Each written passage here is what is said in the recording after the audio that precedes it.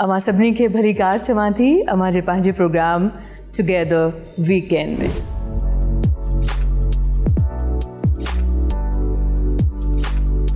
ज़ैबिस्ट जेको 1995 में शुरू थियो।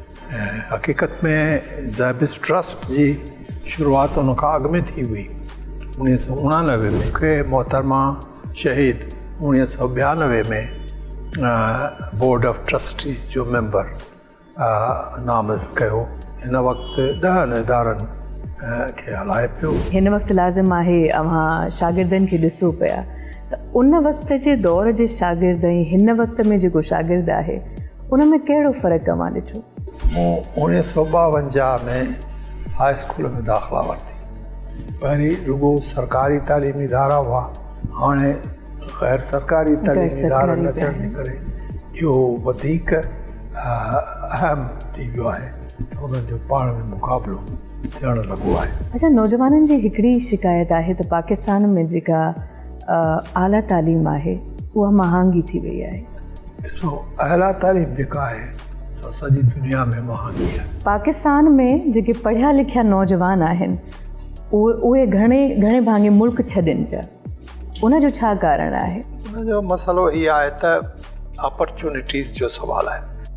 हीअ दुनिया सॼी प्रोग्रेस पई करे, बिल्कुलु कॉम्पिटिशन त आहे। पोइ जेको अॻिते मुक़ाबले में वञे पियो, हर को माण्हू उन ॾे वञणु चाहे थो। सर, चवंदा आहिनि त कंहिं बि मुल्क जो सभ खां वॾो असासो उन जी यूथ हूंदी आहे। पढ़िया लिखिया जेके नौजवान आहिनि उन्हनि जी असांखे वधीक ज़रूरत आहे, इंडस्ट्रीज़ जी वधीक ज़रूरत आहे, मार्केट जी वधीक ज़रूरत आहे। अव्हां जी छा सोच आहे, अव्हां जी छा सजेशन आहे त कीअं असां हिन निज़ाम खे बहितर बणाए सघूं? असांजा इदारा जेके तालीम ॾियनि था से एॾा मुस्तहकम ऐं एतिरा बहितर हुजनि जो तव्हां शागिर्द तयारु थी निकिरे। पंहिंजे मुल्क में सरकारी ज़ुबान ॿी आहे, तालीमी ज़ुबान ॿी आहे, इलाक़ाई ज़ुबान ॿी आहे। अक़वाम मुतहदा ऐं ॿारनि जे हक़नि जो चार्टर जेको आहे सो बिल्कुलु साफ़ चवे थो त बुनियादी तालीम मादरी ॿोली।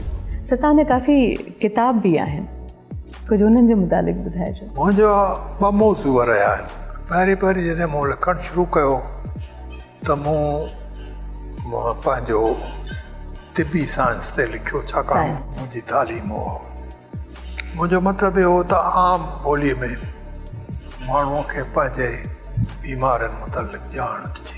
सो हाणे ॾिसो, काफ़ी अहिड़ियूं ड्राइव्स हलनि पियूं त बाबा असांखे वण लॻाइणा आहिनि, पर मां सम्झां थी वण लॻाइण खां पोइ उनजी ख़िदमत करणु वरी हिकिड़ी अलॻि शइ आहे।